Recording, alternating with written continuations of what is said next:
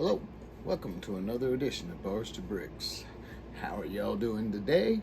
I'm your favorite felon, the Rev Dr. Kev. We are definitely more blessed than stressed today, and I hope you are too. Today, we are going to be answering Quora questions. There's so many of them, I just have to do a video, and there's some that just really just need a video answer. So I apologize for not being on Quora for a while with everything going on with the ministry and everything. I've been kind of busy. But anyway, we're going to get to those questions today here in just a moment. Before we get to that, please like, subscribe, share, and comment. I want to hear from you. I want you. Anyway, let's get on today's Quora answers, question and answers. What are the rules regarding inmates and pets in prison? Can they have pets in prison? If so, what kind of pets can they have and how often can they visit them?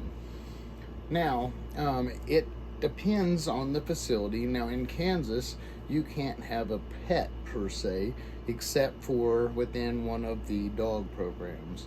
And to my knowledge, all of the programs that allow you to keep the dog forever as a pet, I think are pretty much gone. The rest of them that are left are either service training dog programs, or they are foster rescue programs, and so the dogs come and go, and they home them and everything. So, but they obviously, if you have a dog in prison, in some prisons you have primary dog handlers and secondary dog handlers. If you're the primary dog handler, you have that dog in your cell and everything all the time. Your secondary handler is only to be utilized when you're going to call outs or you want to do something or whatever, maybe go to yard or something, you need someone else to have the dog. Well, sometimes, like me and Eric, we celled together, me and my brother, and we had our dog, and that was our dog, Eric.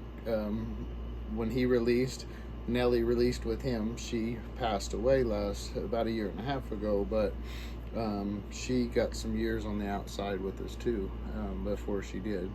She was one of the best dogs as well. Awesome dog.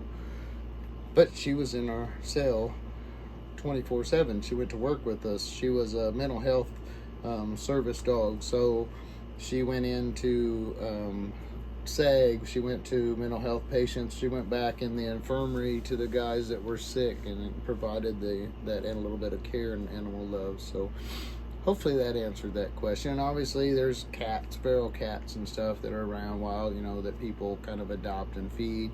Chipmunks, birds, anything people, there's guys that will feed a lot of things and just to get that connection with nature.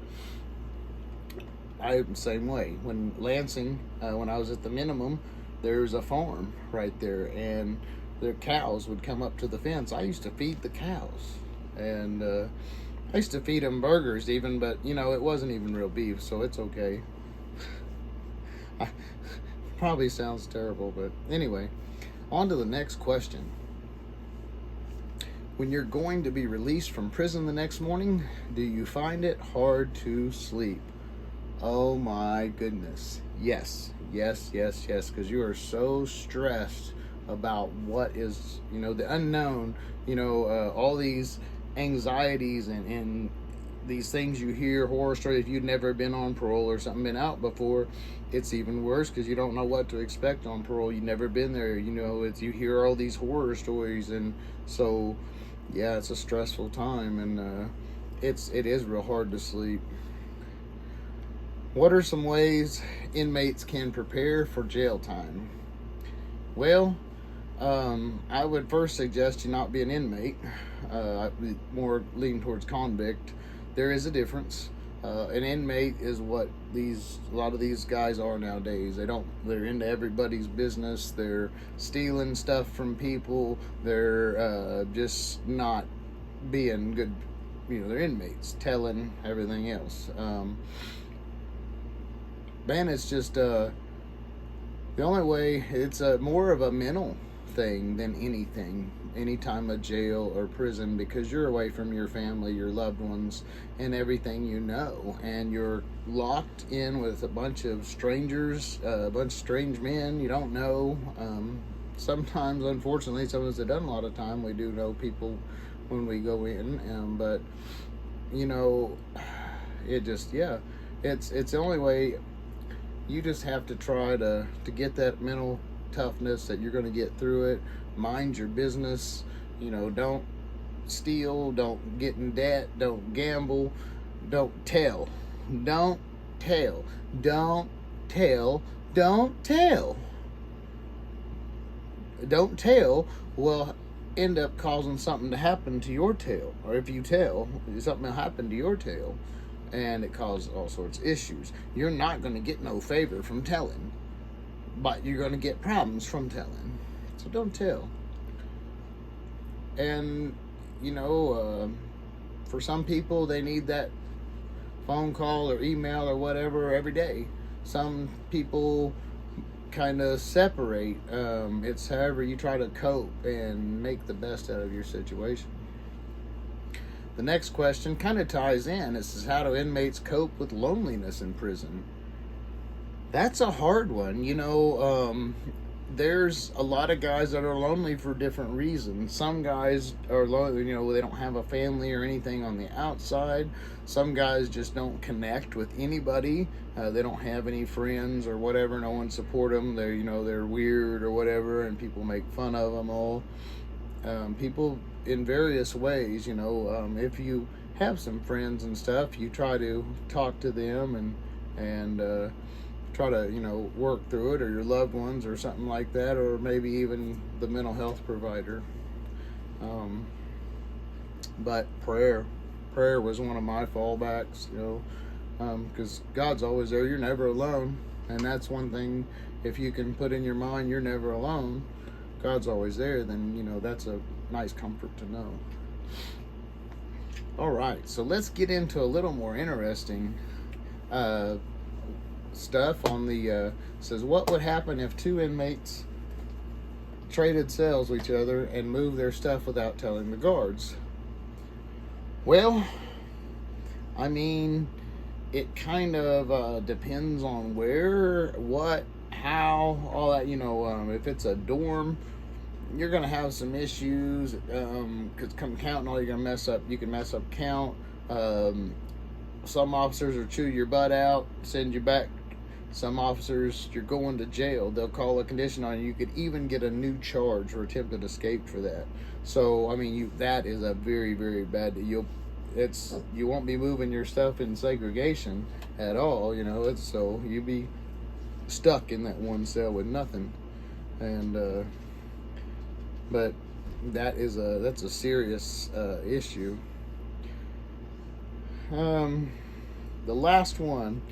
As an inmate, is it okay to tell a CO, an honest, dedicated, serious, trustworthy one, when his colleagues had done something wrong for everybody, inmates and staff, institution? Well, you know, yes, in a way, that's what the grievance procedure is for, because, and you know, you don't go telling on police like on every little thing either. You know, nobody likes a snitch. They don't even like snitches, and most time you're snitching to them, they're telling other people you're telling. So, oh yeah, so and so said, you know. So, don't think you're slick telling. I mean, it's a rat has a tail, and you can always sniff out. You can see this sniffing out cheese, you know. And sometimes master splinter rats are good at disguises, but you know, eventually they still get discovered. But you know, you have inmates that will. Officers that will abuse inmates, either emotionally, physically, mentally, whatever.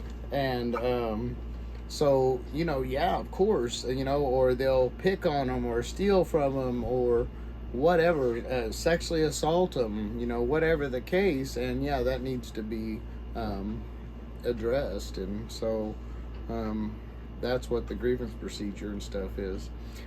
I hope somebody got something out of these questions today and answers, and hopefully, Quora people, I will get to your stuff a little quicker. It's been so busy with everything going on, but I appreciate everybody for watching and listening, subscribing. As today I am on the road to 5,000 subs. Man, as quick as I'm going today, I don't know. God has been amazing, and I don't know. As quick as I'm growing, we're liable to hit 5,000 today. But anyway, thank you guys for watching. I love you all. God bless, and remember, Gandhi said, "Be that change that you want to see in the world." Here at Bars to Bricks Ministries, we are being that positive change that we want to see in the world. We can change lives, one life at a time, and change the world. I am the Rev. Dr. Kev, your favorite felon, and I am out. Love you guys.